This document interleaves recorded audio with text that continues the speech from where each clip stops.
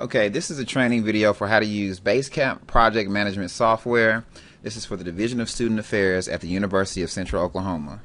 In order to access Basecamp's project software, you will start off by visiting the University of Central Oklahoma Office of Student Affairs. So I'm going to click through, go through Student Life, click to Student Affairs.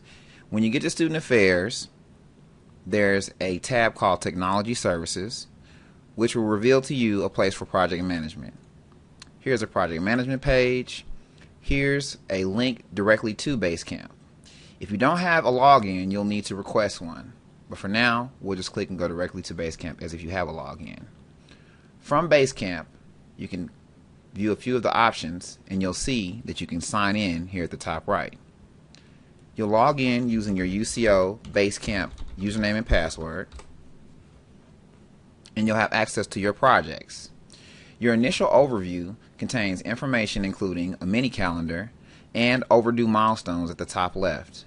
On the right hand side here, you'll see all of your projects that you have access to, and there's a mini feed in this area of recent activity of all projects that you have access to. At the bottom left is a global iCalendar feed, which is something that you would use to subscribe to Basecamp in either Microsoft Outlook or other internet calendars like Google Calendar. For the sake of this message, I'll be reviewing the messaging techniques for Basecamp. Let's start off first with the current project. Here on the mini calendar, you can see that we have huge milestones that are extending across several days here, one-day events, and one-day milestones which need to be completed by specific parties. I'll select the Student Affairs WCMS Transition project. When I get down to the project view, I see that I have an overview, messages, to-dos, calendar, whiteboards, and files. Let's start off with a message. Here is a listing of the messages, which is first started off in the expanded view.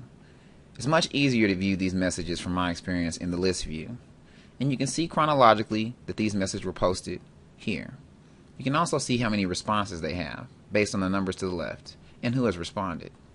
To create a new message, simply click Post a Message.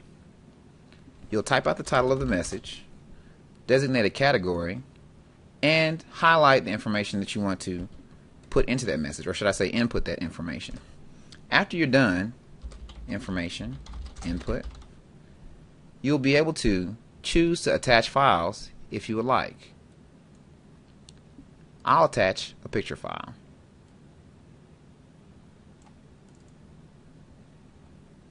And if you've already created a milestone inside of the calendar, you can associate this message with a specific milestone. You can also select who actually receives a notification of the message and who have subscribed to those notifications. If you do not actually subscribe anybody to the notifications, the person will still have access to the message. However, they will not be notified every time that someone updates the message. One interesting thing about Basecamp's messaging feature is that you can actually post the message through email. Here is a link that says find out how this works. This long URL at the top, if you copy it, will allow you to email your actual message directly to Basecamp without being logged in. I never actually copy that message. What I usually do is I just reply to the message I get from Basecamp through my email. Basically, when you receive a message from Basecamp, you can hit the reply button. You can even attach files, and it will post that message inside of Basecamp, either as a response to the message you're responding to or as an original message if you message the URL I mentioned before. That's a basic overview of Basecamp and how you send messages through Basecamp.